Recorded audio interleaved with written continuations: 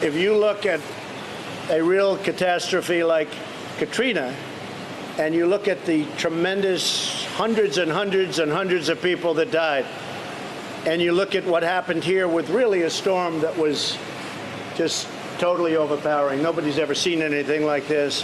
What is your death count as of this moment? 17?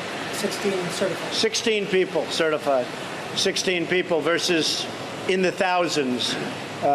You can be very proud of all of your people, all of our people working together. 16 versus literally thousands of people.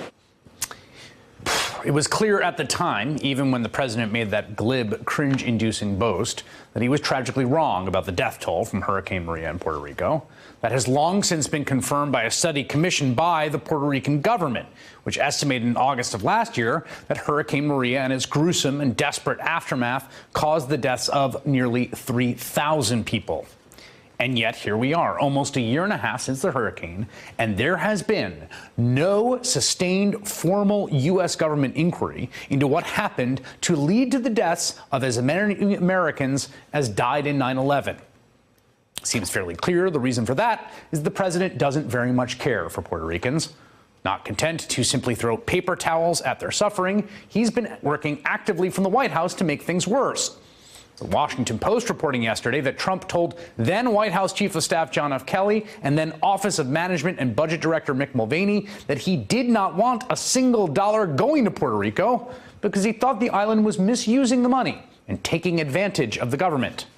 And then just today, the White House issued an official statement of policy objecting to the House-passed bill with $600 million for nutrition assistance on the island, calling it, quote, excessive. That is, by the way, only 1/9 the cost of his wall. If there's a silver lining here in the cloud that is the president's evident contempt for his own constituents, it is the fact that American civil society is far more decent than the man in the White House. Just this week, The Tonight Show was in Puerto Rico to cover and celebrate Lin-Manuel Miranda's return as Hamilton in a production on the island to raise funds and draw tourists for a place that still needs help, compassion, and solidarity.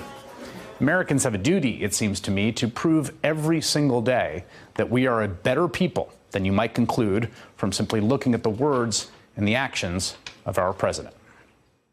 Hey there, I'm Chris Hayes from MSNBC. Thanks for watching MSNBC on YouTube. If you want to keep up to date with the videos we're putting out, you can click subscribe just below me or click over on this list to see lots of other great videos.